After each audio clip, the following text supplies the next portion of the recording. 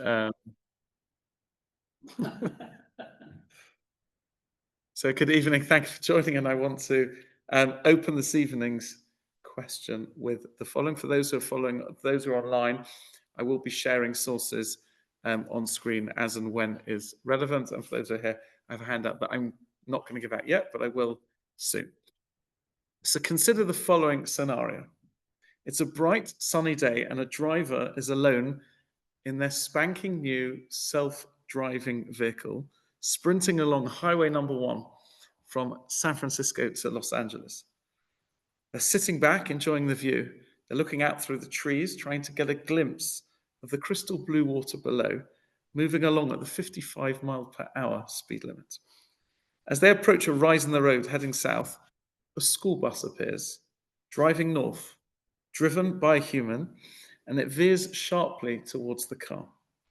There is no time to stop safely and no time to disable the autopilot and to take control of the car. Does the driver A swerve sharply into the trees, possibly killing themselves, but possibly saving the bus and its passengers? B, perform a sharp, evasive maneuver around the bus and into the oncoming lane, possibly saving themselves, but sending the bus and its driver swerving into the trees, killing her and some of the children on board?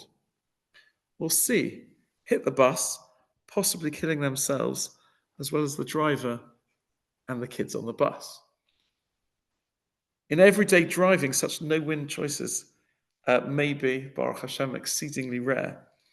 But when they do happen, what should a self-driving car programmed in advance do? Or in any situation, even a less dire one, where a moral snap judgment must be made. And once you're working out to write the algorithm, would you trust Elon Musk to program that algorithm for you? So that's the framing for this evening.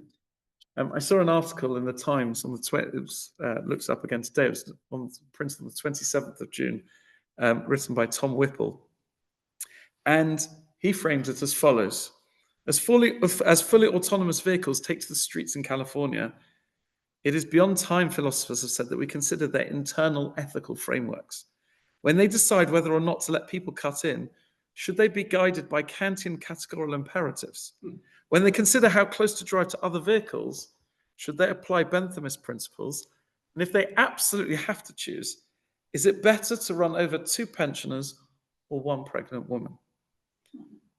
So he goes on to say in the article, not many people are thinking about it, but there is one institution in the world, the International Standards Organization in Tel Aviv, that has already considered this. And Asaf Dagani said, one reason this technology is not entering the world fast enough is because the car companies are so focused on the technology, on the radars, that they forgot about this ethical behavior. And that causes the people a lot of stress about these vehicles. So the arrival of driverless cars has been for philosophers a delight. For decades, they have formulated thought experiments to understand the world. To their great surprise, self-driving cars make some of those pertinent, especially one in particular known as the trolley problem, which we're going to start with before and in a moment. And the trolley problem is a way of considering the trade-off between fixed moral rules, action, inaction, and strict calculations of harm. If a trolley or driverless car is set to kill 2 people, but you can divert it to kill only 1, thereby saving a life, but also actively choosing to kill a life, what is the correct thing to do? Broadly, how you answer depends on whether you believe in minimizing harm, which is utilitarianism, or obeying rules of deontology. And for my sake, I'll frame those as follows. Deontology is an ethical theory that looks at the morality of actions rather than the consequences. And utilitarianism is a moral theory that focuses on maximizing the overall well-being of the greatest number of people. Thus, a form of consequentialism, looking at the outcomes rather than the way you get there. And so I'm going to introduce the trolley problem. For those online, I'm hopefully going to share the screen with it. Here we go. And for those here, I've got all.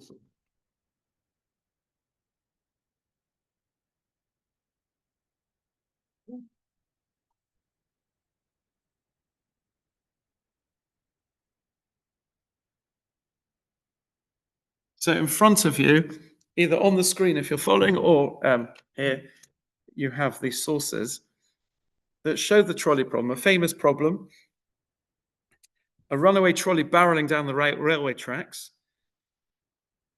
And you can see if nothing changes, it's going to go into 5 people. The trolley is headed straight for them. You're standing some distance off in the train yard next to a lever. If you pull the lever, the trolley will switch to a different set of tracks. However, you notice there's one person on the side track, and you have 2 options. Number 1, do nothing, and the trolley kills the 5 people on the main track. Or 2, pull the lever, diverting the trolley onto the side track, where it will kill 1 person. What, as the question is framed, is what is the most ethical choice? My question for everyone is, what's the halachically correct thing to do? So I'll give you a moment to think about that. And that's what we're going to be looking at this evening. We're going to try and understand how to approach this from a halachic perspective.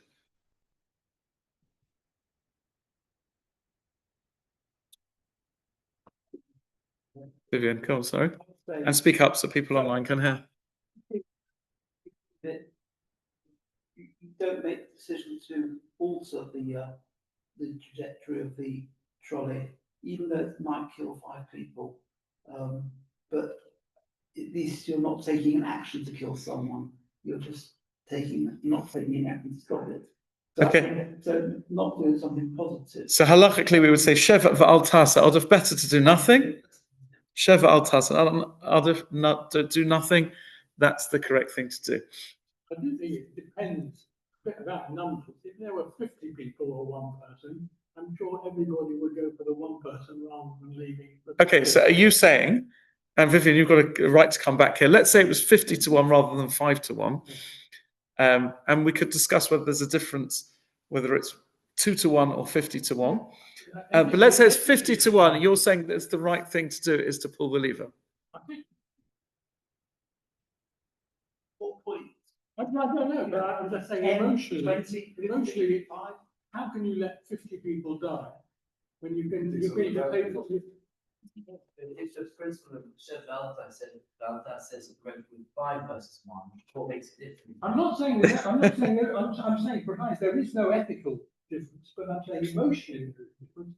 I don't believe that anybody here would prefer to let 50 people die than 1 person. But why would we let 5? No, I don't know. I'm saying there is a number at some point that you'll say it's too many. And you can see, I mean, in philosophy, we'll leave that behind because it's A, not my area of expertise, and B, not the purpose of me coming here to speak.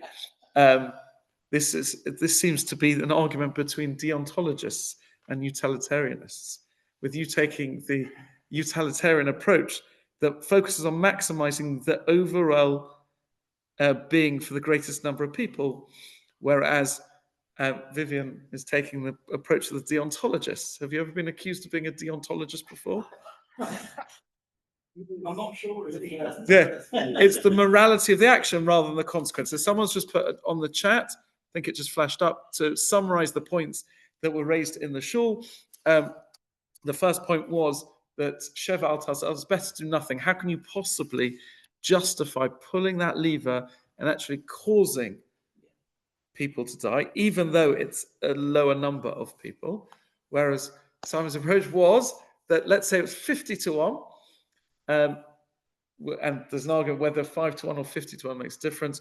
Surely everyone would agree, if I'm quoting correctly, that it's better to allow 1 person to die and therefore pull the lever rather than have 50 people die. Okay, so that's how we're going to introduce it. For those here, please turn to the next page. For those online, I'm going to put up the next page if I can work out how to do this. Yep. So share screen.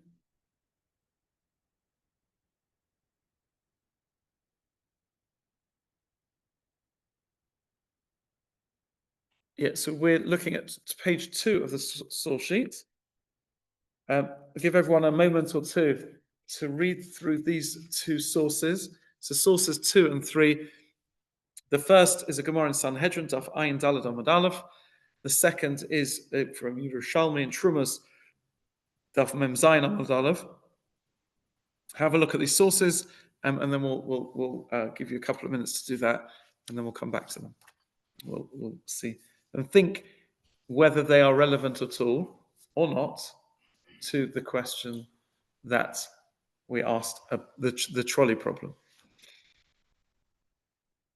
My disclaimer is we're not going to solve what to do about Elon Musk this evening. That's not our role. But we are going to think about this as a real question about setting the algorithms of driverless cars.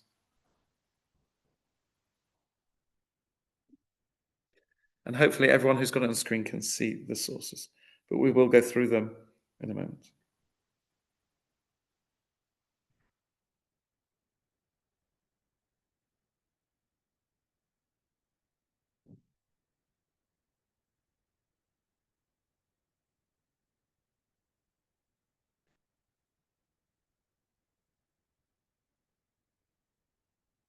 Mhm.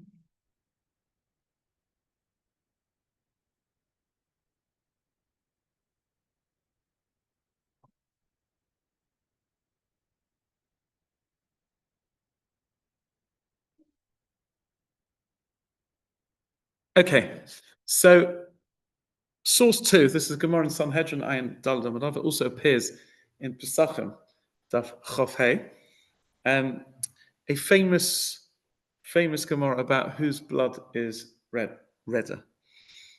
And this is, the Gemara is asking the question, and the Gemara in Sanhedrin at least, is talking about the 3 cardinal sins that we say about them. Yeharig Valyavar, a person is obligated to give up their life rather than transgress them.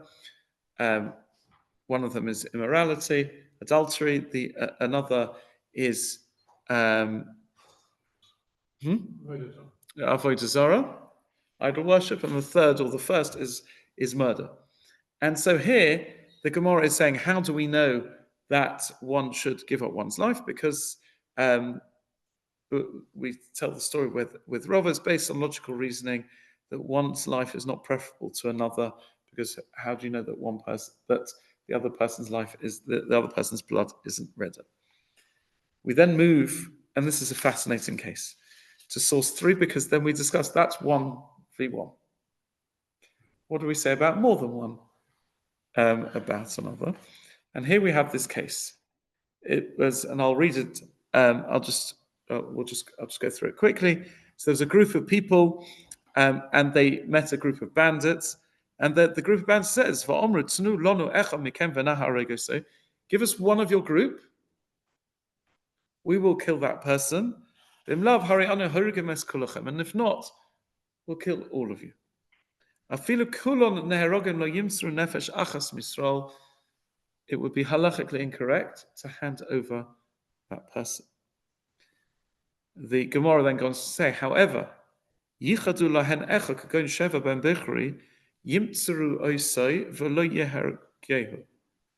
they pick a specific individual, they know there's a group of 10 of them, they know one of theirs name, and they say, if you hand over Reuven, or in this case, Shimi ben Bichri, then they are permitted to do so, and the rest of them can live.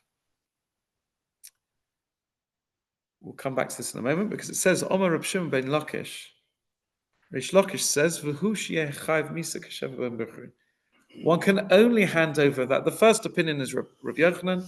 The second opinion, that's of Rish Lakish, is only permitted to hand over if this person is chayav misa. They're obligated, that they are that they've had the death penalty passed against them. So Sheva ben Bichri was someone who rebelled against David HaMelech, against King David, and was chayav benafshay. And so the opinion of Rish Lakish is one can, even if a group of bandits names a member of the group, one cannot hand them over unless they're chayav misa. Rabbi Yochanan holds, if they name someone, then one can hand them over, even if they're not chayav misa. That's what the Gemara says. There are a number of ways to understand the machlokas between Rabbi Yochanan and Rish Lakish. Let's just make sure we've got the case. group of bandits, Rahman al-Islam, capture a group of Jews and say to them, hand over one of your group or we'll kill all of you, they're obligated to, they give up, they can't hand anybody over. If the bandits specifically name one of the people in the group, then according to Rabbi Yochanan, they can hand that person over. We'll see why in a moment. And according to Reish Lakish, one can't if it's named unless it's someone who is already Chayav Misa, like Sheva ben Bichri. And I've found 4 different ways to understand the machlokas between Rabbi Yochanan and Reish Lakish. And once we see that, we'll apply a very tragic but practical example of that, and that will hopefully lead us back to the trolley problem. So, the first, well, let's see, does anyone either online or here like to suggest what the difference, why Rabbi Yochanan and Reish Lakish hold like they do? According to Rabbi Yochanan, you're not making the active choice of who to hand over. That choice is Right. not made effectively. You're just, at that point, you're just enabling it to happen to save the people who they haven't. Okay, and just say that person is going to die anyway. Rabbi Yochanan's example. No, according to Reish Lakish, they're all going to die. All 10 are going to die unless they hand over one of them. Sorry, what are we talking about Rabbi Yochanan? No, according to Rabbi Yochanan and Reish Lakish, according to everybody, the case is, they said, hand over one of your people or we'll kill all of you. So in this case, where they've named somebody, according to Rabbi Yochanan, you can hand over one of the 10, that person, because it's not you choosing. It's been chosen by them. And you can hand them over to save the other 9. Because this person is going to die anyway. And according to Reish Lakish, you still can't do that because, and that's what we've got to find out what the because is. So, the first reason that I found is that perhaps you could say Rabbi Yochanan takes a more utilitarian approach. What's the best outcome you can have is 1 saved rather than none saved, or only 9 being killed rather than 10. Whereas Reish Lakish would take like Vivian would be a deontologist. It's taken me so long to practice that word, so I might use it a few times. To be a deontologist or take a deontological approach, which sees that there is no moral justification to hand over somebody. That is an act of assisting murder. And so that's the difference between Reish Lakish and Rabbi Yochanan. So that's the first one, difference. The Maram Chaviv suggests that Reish Lakish is thinking perhaps there is a possibility that the aggressors may change their mind and not kill them. And therefore, by handing over, you're facilitating it, whereas it's not inevitable, and Rabbi Yochanan thinks it is inevitable that that person is going to die. So that's the difference between them. The third answer given by Rav Moshe Sternbuch, who said that this is an example of a gezerah of shmad, that in a time when there is heavy anti-Semitism, so for example, the halacha is there are only 3 averos for which a person needs to give up their life, but the Gemara says that if the ruler or someone says to someone, even to tie up your shoelaces, you've got to tie up your shoelaces the other way to the way halacha says, or I'll kill you. That's in such a case, a person needs to give up their lives. That's a case of that. In the case of shmad, perhaps Reish Lakish said you're assisting, and not anti-Semitic, because there is shmad here is a libel against the Jewish people. And the fourth and final one is perhaps the machlokas is about chayei shah, temporary life. Rabbi Yochanan is not concerned about that, but Reish Lakish is, because he could survive another 5 minutes, another 10 minutes. Yes, it's inevitable that person is going to die, but by handing them over, you've shortened their life by 5 minutes, 10 minutes, and that, according to Reish Lakish, is not allowed, and according to Rabbi Yochanan, this is allowed. Very tragically, this question became relevant at 9/11.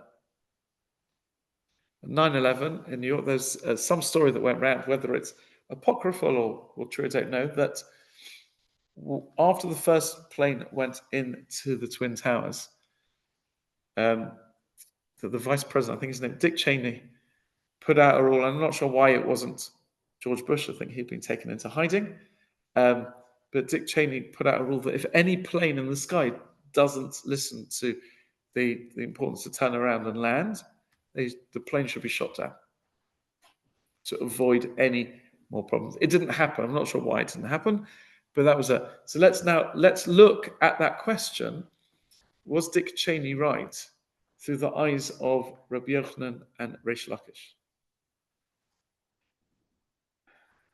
And according to the 4 different interpretations we have. So I'll remind you of the 4 things, and you tell me what the correct thing did Dick Cheney give the right instruction. Number 1, the first answer we had was that the utilitarian versus deontological. Yeah. According to Rabbi Yochanan, say it loudly so they can hear. So Dick Cheney was following the ruling of Rabbi Yochanan. He knew his Yerushalmi in Trumas very well, and he was following the psak of Rabbi Yochanan and saying that you'll save less people will die if we do this. According to Reish Lakish, any act that kills people, that's murder. That you can't. The second approach is that the Maram Chaviv is that Reish Lakish was concerned that there might be an unlikely possibility that person would survive. People could have taken over the plane, and it could have avoided causing more damage because it's heights. And so, according to so that would still be fair. But according to Rabbi Yochanan, it's inevitable, and so maybe it's okay to shoot down the plane. The third one is not applicable; it's not a case of shmad. But the fourth one is fascinating. According to this Chaye Shah, people, according to Reish Lakish, even if the people in the plane it was inevitable that they were going to die, they would have died 3 minutes later, 4 minutes later, and that's a problem. Chaye Shah, according to Rabbi Yochanan, that would be allowed. According to Reish Lakish, that would not be allowed. I'm going to stop sharing the screen for a moment because that's not. I think what you read the way it's been written that Reish Lakish says is a capital crime, so he's been tried by man and found guilty. Whereas Rabbi Yochanan said the fact that person was picked would be denial. That everything happens for a reason, and if Right. they're named, then there's a higher purpose to this naming that we have to follow. Right, so you're suggesting that perhaps the difference I'm repeating and to check that I've understood what you're saying, that there's a difference between Rabbi Yochanan and Reish Lakish. It could be that Rabbi Yochanan is saying this is the fact the person has been chosen, that's bidei shamayim, that's heavenly, and therefore that's what you're not facilitating anything. And according to Reish Lakish, no, it's bidei adam, it's humans making that choice, and they don't have the right to make that choice. Maybe. Interesting enough, most Rishonim paskin like Rabbi Yochanan, but the Rambam and other Achronim paskin like Reish Lakish. The Ramah quotes both opinions, but either way, there we're talking about a specific individual, not a car out of control. So I'm not sure, but it's going to help us. What I would like you to do now is look at source 6. Have I just pressed share screen? No, I haven't. I'm going to share it. There are 2 sources on this sheet. The second one, I don't know if it's come up. The one further down is the second half of the sheet is the Chazon Ish, which we'll go through. This is absolutely, I found this absolutely fascinating. And if we don't get to the last page, not terrible. Seeing this Chazon Ish and everything that goes with it is fascinating, because the trolley problem was written 2 years after the Chazon Ish wrote this. And the Chazon Ish wrote this question based on an actual shaila asked him by a taxi driver from Haifa who was driving down a hill when his brakes failed. His car was heading into a group of people, and when he was driving, the split-second decision he made was to steer it away from those 5 people, and instead he steered it into a single individual who, Rahman was killed. And so this taxi driver came to the Chazon Ish to find out, did he do the right thing, or does he need to do tshuva? Does he need to repent? It's exactly the Trolley problem. It was written 2 years, the Chazon Ish. Whether the philosophers in Harvard University had been studying the Chazon Ish, I don't know. But date-wise, that's how that's where it comes from. But that is the question. And the Chazon Ish's answer is fascinating. So I'm going to take everyone through source 6 here. It says it's Chazon Ish Sanhedrin Simon Chof Hey. He writes this in his commentary on Maseches Sanhedrin, and this is the last piece on Maseches Sanhedrin. For Yesh La'ayin, we want to look into the following matter. If a person sees a missile or an arrow, but a missile heading into a crowd and it's going to kill a lot of people, and somehow he has the ability to steer it away, to deflect it. To deflect it that it will only kill one person. And those on the first side, that crowd will be saved. That's one option. Second option, we're halfway through the second line on this in the Chazon Ish. But if he does nothing, Yahargu Harabim, that large group will be killed. Whereas that single individual who's on the second side will live. So that's his scenario. Again, very similar, if not exactly the same, as the trolley problem. What is the correct thing to do? That's the question. So, the first thing the Chazon Ish says is that it's possible we've just been discussing. That's why we looked at it first, because the Chazon Ish quotes it. This quote from Trumas, where a group of bandits say to this party of friends, hand over one person. The Chazon Ish perhaps says it's not similar to that case. Why? That act of handing over that person is an act of cruelty. If you hand over someone, even if they're named, or let's say they're not named, it's an act of cruelty. And according to Reish Lakish, if they're not Chayv Misa, that is right. It's an act of cruelty, shel harigas nefesh, of murder. V'pula zeh, leka hatzalas acherim, b'teva shalapula. And the action itself doesn't actually have any semblance of saving. It is an act of pushing someone towards their demise. It's a cruel act.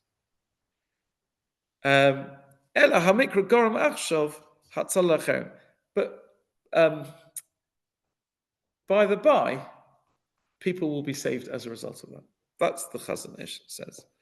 We're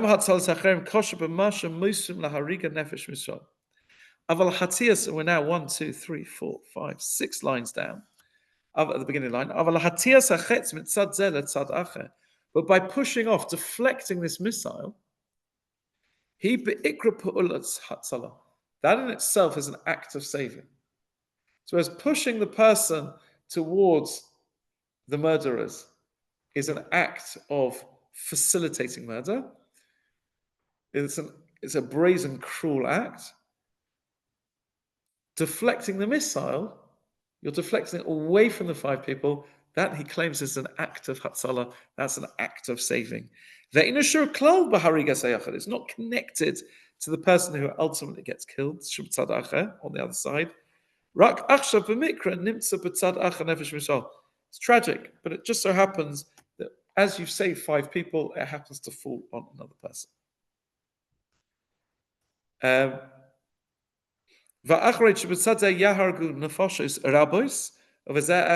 Since on the first, on the left-hand side, let's say, one would have killed a lot of people. We can, by deflecting the other side, you save a number of lives. As much as one is able to do so. So again, according to the Chazon Ish, that at this stage in the Chazon Ish, we still haven't finished what he says. At this stage in the Chazon Ish, he suggests that, again, the case we had in the previous Gemara, that in itself is an act of cruelty. And that's why he says forbidden. Perhaps he suggests in this case, to deflect the missile would be an act of Hatzalah and therefore permitted. So he's making a difference between the two. Any comments before we continue? But it's not about the outcome, it's the actual action. Pushing a person towards it facilitates it, but reflecting something and whatever happens is a different kind of action. It doesn't involve a person at this stage. It's deflecting an inanimate object to save people and the consequences are the consequences. I think because the action that you're doing is either a cruel act or it's why are you doing the act or giving the act of giving the person over to be killed? Right. Whereas this way you're saving, you're trying to make that distinction. It's making a distinction between pushing something towards them. Yeah, it's making the difference between pushing something away from them. Pushing towards and pushing away, act of Hatzalah, act of cruelty. Now, I need to tell you about, before we continue the Chazon Ish, I need to tell you about two brothers known as Lulenius and Pappus, as recorded in the Gemara in Tanis, Daf Yud Ches, on a base. And they were known as the Kadoshei Lod, the martyrs of Lod. And I'm going to tell you about them because the Chazon Ish mentions them in the next line. But I want to preface it with a story.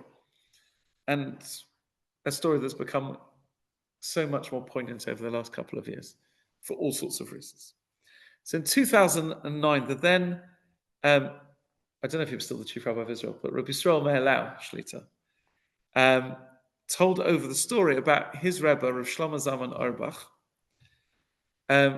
of a case, something that happened in Kol Torah Yeshiva. So Rabbi Yisrael Meir Lau was a bacha, he was learning there. Rav Shlomo Zalman was the Rosh Yeshiva. And a student, a Talmud, approached Rav Shlomo Zalman and asked for time out from learning because he wanted to go to daven at the Kvarim, at the graves of Tzadikim, buried in the north of Israel. We know scattered over all the north of Israel, in Sefas and Tveria and lots of other places. There are lots of holy people buried. And he wanted to go to daven there for various personal issues. And Rav Shlomo Zalman said to him, of course, if you need to take time off to daven, happy to do that. But asked him, why do you need to go all the way to the north of Israel? We're in Beit Vegan, which is about 5 minutes from Har Herzl. And you go to Har Herzl and daven at the Kvarim of the holiest souls, fallen soldiers are buried. And for Rav Shlomo Zalman, the Kvarim of those who have been killed defending Israel have the same spiritual merit as going all the way up to Tzfas and Meiron and Tveria to daven there as well. And this is based on, first a Gemara in Pesachim, where the Gemara tells us of Rav Yosef, who fell into a trance and visited Shamayim. And he saw that there was a special place in Shamayim reserved for Jewish martyrs, who the Gemara refers to as Harugei Malchus. And then the Gemara says that this specific reference is to Lulenius and Pappus, known as the Kadoshei Lod, which Rashi in Tanis, Daf Yud Ches Amud Beis, explains as follows. They were two brothers from the town of Lod. Lod, or Ben Gurion as it's there, next to Ben Gurion. When the daughter of the local Roman king was found dead near the city, the Jews of Lod were condemned to death to avenge this. The brothers came forward and took responsibility for the girl's death, even though they were innocent. They were tragically put to death, yet their sacrifice saved the lives of the many inhabitants of the town of Lod. And as a result of that, Chazal called them the Harugei Loid, teaching that their place in Shamayim is so lofty that no other person can stand there. Just parenthetically, and I take this from where the story is printed, the United Synagogue a number of years ago put out a machzah for Yom Yerushalayim and Yom Ha'atzmaut, and it's in one of the footnotes there. It says on Erev Sukkot in 1973, in the midst of the Yom Kippur War, when sounds familiar, when the state of Israel's very existence hung in the balance, Reb Chaim Shmulevitz, the Rosh Yeshiva of Mir, quoted this Gemara about the Harugei Loid and referred to davening for the soldiers of IDF with the following words, translated into English. He says that no one can stand in their place because they're sacrificing themselves for Klal Yisrael. So, lots for us to learn and from that story on many levels. But for us specifically here, we're talking about Lulanius and Pappus. Don't ask me to spell those. And if we head back now to the Chazon Ish says as follows. So we're now, where are we? We are 1, 2, 3, 4 lines from the bottom. Third word in. Lulanius upapus. You can see that we've actually got that in the text. Nehergu bishvil lahatzil es Yisrael. They were killed in order, or they gave themselves up to be killed in order that they would save many Jews. K'moshe Kosav Rashi Tanis Yud Chasam Beis. For Omru she'en kol beri yechule la'amoy b'mechitzosam. And the Gemara says no one can stand in their place. They're so holy. So they gave up their lives to save others, and there's a comment in the chat saying it's built-in self-difference to be volunteer. Right, so that's the yes. So so firstly, there's a question of can one volunteer oneself? This is not don't try this at home, as they used to say on Blue Peter, but it is mutter for one to do that, and there are countless examples and sources of that. One is not mechuyev, one is not chayiv to do that, but that's an example. Thank you for noticing the chat. And the Chazon Ish is here asking the question: is it permissible to cause the deaths of a smaller number of innocent people to save a larger number? And that's why he quotes this case of Lulanius and Pappus, because they gave up their lives to save them. But he ends, the Chazon Ish ends, Mihu, however, Hocha Gora, this case, our case of the missile, is possibly worse. Dahurig Biyodayim, because it could actually be worse than handing over people. Because handing over people, you're just saying, yeah, he's over there. You don't actually do anything physically. Whereas the missile that you're redirecting, you've had to have done something physical to do that. So he says, Hocha Gora, here it's worse, Dahurig Biyodayim, because you're actually killing with one's hands. Whereas the other case, you're just handing over, that's not, pun not intended, not with one's hands. The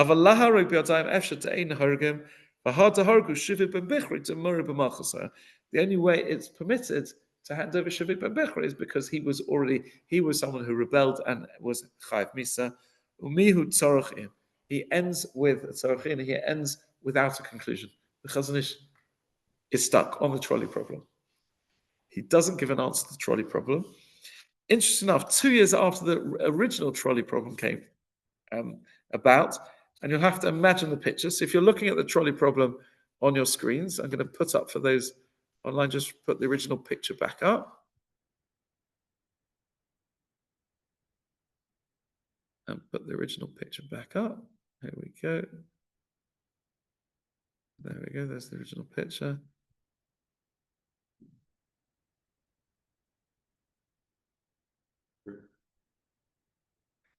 So that's back on the screen. There was a variation on the trolley problem, which I think really fits into the Chazon Ish actually. So you've got your picture in front of you. Now imagine that this man with the lever is not where the lever is, but there is a bridge on top of where the trolley is right now. And the person with the lever is standing on the bridge next to, and the problem is framed this way, a very heavy set person. So much so that if the person on the bridge were to push this heavy set person off the bridge, they would land in front of the trolley. They would most likely be killed, but they would also stop the trolley in its tracks. Sorry, they would stop the trolley, and the 5 would be saved. So I'm going to come back to you now. You said before that for sure to pull the lever when it's 1 versus 50. Let's say we've got our 1 versus 50, but the 1 is the person you are going to push off the bridge. Is it any different now? It feels different because you're actually killing someone with your own hands, probably. But again, if it's 1 against 2, then you probably wouldn't do it. So if it's a greater number, and I again have no idea what that number is, but if you're going to say 50, 100, 200 people, or whatever it is, then yeah, I think most people would say Push the person off the bridge. Yeah. Wow. Wow. Say 200 people. Right. So, I mean, the first thing I would say that the Chazon Ish, remember, ends in Tzorach Ian. He's not suggesting this, but he would certainly have made a difference between pulling the lever, which is an act perhaps of Hatzalah, and pushing someone off the bridge, which he would say is an act of cruelty. But we are talking in definite things here. We're saying he will definitely die and the others will definitely be saved. Yeah. So I'm saying, so as long as you're doing that, yeah. Again. And the Chazon Ish doesn't say 5 and 1, he says many and 1. Yeah. Yes, yeah. So, so I think it's fascinating that the twist on the trolley problem, the second version of the trolley problem, actually fits in quite well with the Chazon Ish's distinctions. There are a number of questions being put on the chat here. The Lelenius and Papa scenario, what would be where the driver of the car can swerve off the road, killing them? Yeah, agreed. The brothers volunteered themselves for different, be nominated. Another agreed. Was Cheney also applying road diff? So the concept of road diff does come in here as well. Yes, so that will hopefully come to those, because I want to end with the final source, or at least bits of it. So I'm going to just get it up for those online. For those here, please turn over to the last page. This looks more daunting when you see it than it. We'll pick and choose from it, but the last page is taken from the Tzitz Eliezer, who I was privileged to meet. More recent than the Chazon Ish, and he talks about the Chazon Ish. Let me get the text in front of me. And then, if there's time, we'll look at what, I don't have it printed, but what Asher Weiss says about this as well.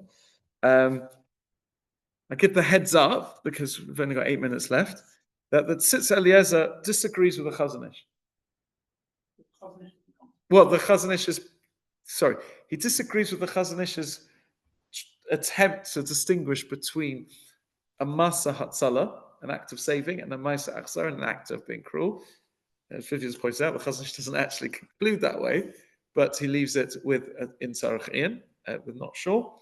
But he agrees with, he is, I mean, he may not have declared this as well, but he is a deontologist like Vivian. He says that the correct halachic choice is non-intervention, shev va'altasa odef, always.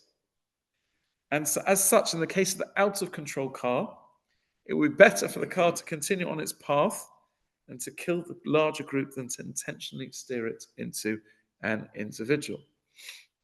And let's look at this driver. It sounds like he actually could make a choice. With the trolley, someone else is making. There's a sort of. So let's say a driver. Yeah. The driver thinks that he should. They think he shouldn't do nothing, even though he knows he could turn the steering wheel. He shouldn't do. Right. So let's take that so people online can hear that. So in the trolley case, where we're talking about the person next to the lever, doing nothing is the correct, according to the Tzitz Eliezer, doing nothing is the correct thing to do because of Sheva al Taz Adif. But in the case of a person who is driving a driverless car, and it's the taxi driver who or the taxi driver who was asked asked the Chazon Ish the question in the first place, it seems that not moving the steering wheel, according to this opinion, would be the more correct thing. I mean, it's a horrible thing to think about. Either way, make sure that if you drive a driverless car, but no, these are real questions. That's because, and these are real philosophical questions. Who is setting the algorithms, and how are they deciding? Now, I think what they're going to try and do is, well, actually, I don't know what they're going to try to do. But what the question we're faced is, they are going to either work on deontological or utilitarian principles. And what if you disagree with that? So is it permitted to drive a driverless car? If we say that Sheva al Taz Adif, and we work with the principles of being deontologists, if the car is programmed according to utilitarian principles, is it ever permitted to drive it on driverless mode? It's a real question. Who would have thought that would be a question? But that is a real question that somebody's going to have to answer the more and more these become prevalent. But let's look briefly at some of this. So at the top he says, I'll go through the first few lines and then I'll take it up somewhere in the middle. V'lochein, and therefore, it appears in my humble opinion, to b'chol kogoin do shel chakirsa Chazon Ish zichron levracha, that which the Chazon Ish is trying to work out, kaveh yosa hasheva va'al tasa odef. I would suggest that it's better that the principle of sheva al tasa odef is better. Ki hari yesh natana shel mai chozis. At the end of the day, we've had this principle we said in source number 2 that how do you know whose blood is redder? Perhaps the blood of the one is better than the blood of is stronger than the blood of the 5. Is redder, than the blood of the 5. You don't know that. We don't know that. And so to actually do something, or the blood of the one is more valuable than the 5. We don't know any of that. So who have you got rights to turn it? So that's a new thing that we hadn't said. And then over Hariga, Vadois, Ein Chiluk Ben Yachid Rabbi. Don't distinguish between singles and large numbers of people. And you don't say that we prefer the Rabbim. For Lulunis or Papa,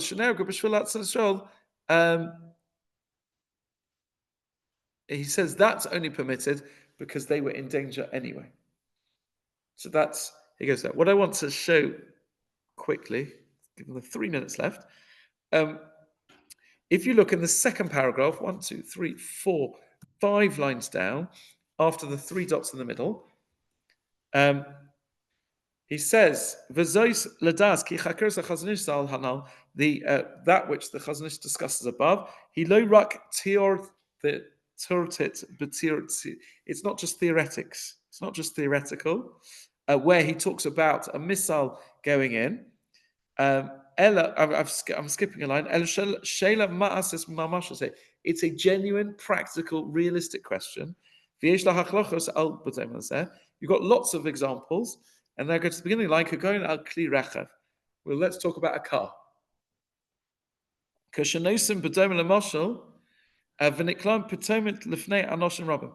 driving on, and then suddenly there are lots of people in front of it who jump out as from the road.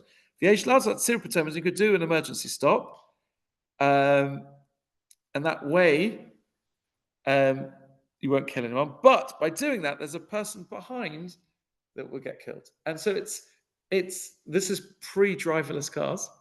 But he's saying if you're in control of a car, these things come up. And he goes on to say and prove it that Sheva al Taz Adif, that one needs to go with the principle of not doing anything, because of my chazos, but also he brings a proof from Rabbeinu Yonah as well.